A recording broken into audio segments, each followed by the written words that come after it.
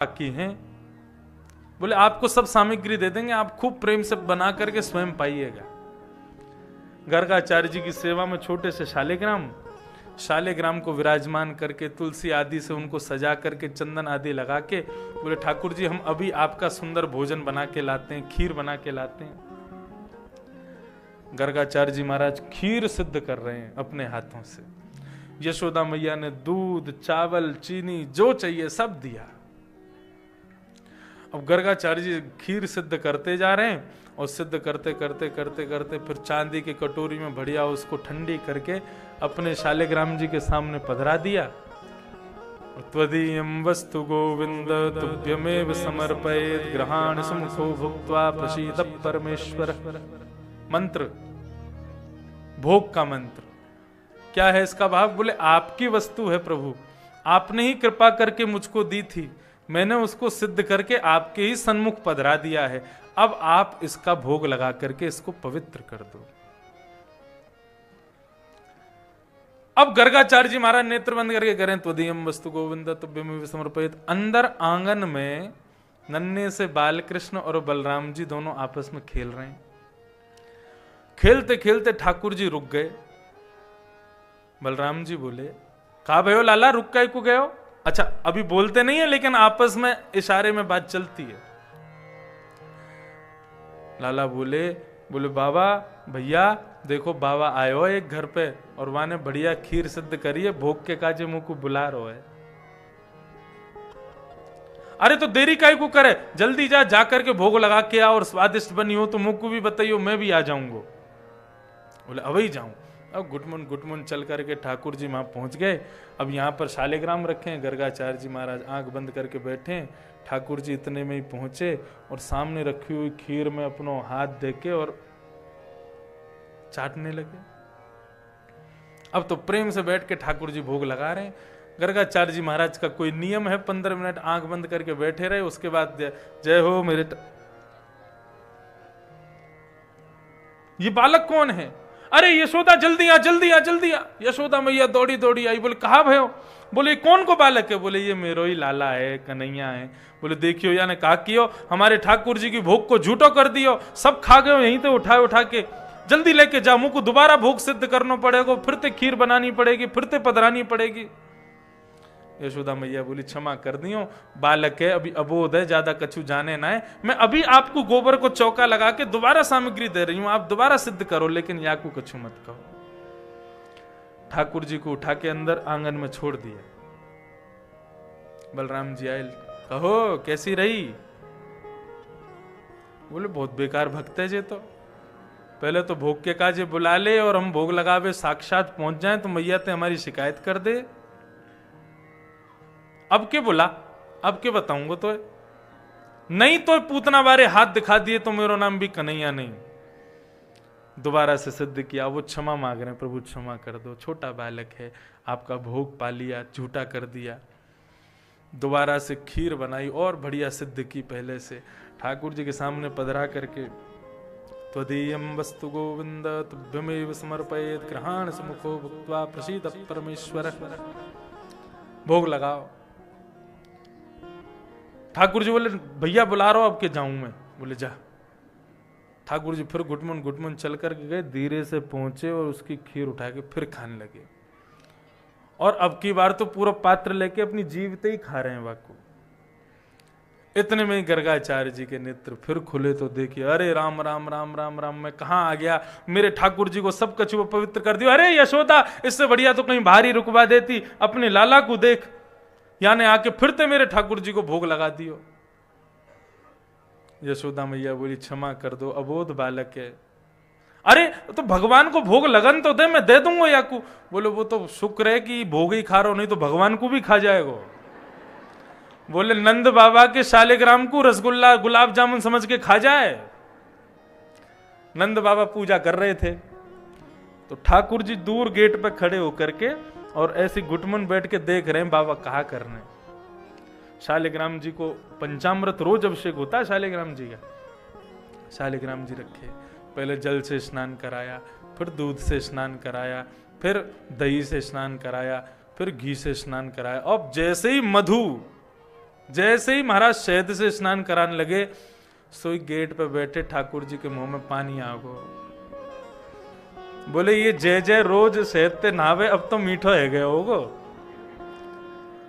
तैयार करके जैसे ही ठाकुर जी को तैयार करके जैसे सिंहासन पर बिठाया, नंद बाबा का नियम था, ये नियम आप भी कर सकते हो। जैसे जो लोग जप करते हैं, रोज माला करते हैं, यदि आप मुंह पर कोई कपड़ा डाल लो और बिल्कुल ढक करके फिर माला करो तो मन जो है वो एकाग्र रहता है, ज्यादा जल्दी भटकता नहीं। सेवा आदि करके नंद बाबा ने मुंह पे अपने पे एक कपड़ा डाल लिया और मंत्र करने बैठ गए। इतने में पीछे से घुटमुन चल के कन्हैया पहुंचे और शालिग्राम जी उठा के और मुंह में ढल लिए, और एक तरफ से मुंह फूल गए और उनको चूसते जा रहे हैं भीतर मुंह में लेके।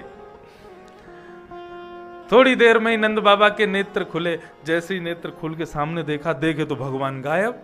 अब तो फूल उठा के देखें, तुलसी उठा के देखें, आसन को इधर उधर करके देखें, शालिग्राम जी कहां गए, कहां चले गए।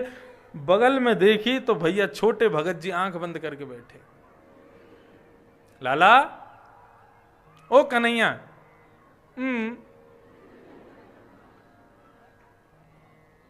कहा है तेरे मुंह में? अभी नहायो धोयो ना, बिना नहाए धोए आगो कहा खा रखो तेने? बोले अब जैसे ही महाराज गुलचा मारो नंद बाबा ने, सो शालिग्राम जी बाहर आ गए। अरे राम राम राम राम राम, शालिग्राम साक्षात नारायण के स्वरूप, उनको मुंह में ले गए, कान पकड़ के ले गए ठाकुर जी को, गोद में उठा के। यशोदा मैया तो तेरे लाड़ प्यार ने बिगाड़ रखो, देखियो मेरे शालिग्राम जी को खा गो। बोले अरे बालक है, गुलाब जामुन समझे होंगे या नहीं? तो नंदरानी कह रही है गर्गाचार्य जी धन्य है, आपके शालिग्राम जी अभी तक सही सलामत बैठे, नहीं तो उनको खा जाइए। मैया ने अब के लाला को पकड़ के कमरा में बंद कर दियो, और वो कमरा वहीं था आंगन के पास। ठाकुर जी कमरा की खिड़की पे जाके खड़े है गए। और 1 साल के बालक को गुस्सा आता है तो बड़ा प्यारा लगता है, और गुस्सा में देख रहे हैं गर्गाचार्य जी को। अब के बोला बाबा तो बताऊंगा मैं, मैया बुला दे बार बार। अब की बार जैसे पुनः सिद्ध किया, ठाकुर जी से क्षमा याचना करके भोग लगाया। गर्गाचार्य जी भी खूब क्रोध भर के देख रहे हैं ठाकुर जी को। जैसे ही नाम जप करके और महाराज पूरा भोग आदि सिद्ध करके त्वदीयम वस्तु गोविंद अपने नियमानुसार जैसे ही बैठे, सोई ठाकुर जी फिर से उतरे, किवाड़ खोल के बाहर आए और खीर उठा के खाने लगे। अब खावे की चप चप आवाज जैसी भई, गर्गाचार्य जी ने तुरंत नेत्र खोले, और जैसे ही नेत्र खोले तो अब की बार नन्हे से बालकृष्ण ने ही अपने चतुर्भुज प्रकट कर दिए। शंख चक्र गदा पद्मधारी रूप धारण करके अपने नारायण स्वरूप का दर्शन गर्गाचार्य जी को कराया। एक हाथ से स्वयं खा रहे हैं और अपने ही उस झूठे हाथ में लगी हुई खीर को गर्गाचार्य जी को खिला रहे हैं। गर्गाचार्य जी के नेत्र सजल हो गए। भगवान बोले किसी को बताना नहीं हम कौन है? बोले बिल्कुल नहीं बताएंगे। अब तो नामकरण का समय आया। नंद रानी यशोदा और रोहिणी दोनों अपने बालकों को तैयार कर रही हैं। नंद रानी कहीं हमारे कुल पुरोहित तो संडिल मुनि हैं, लेकिन ये गर्गाचार्य जी को ले आए हैं, अब पता नहीं कैसो नाम रख के जाएंगे लाला को।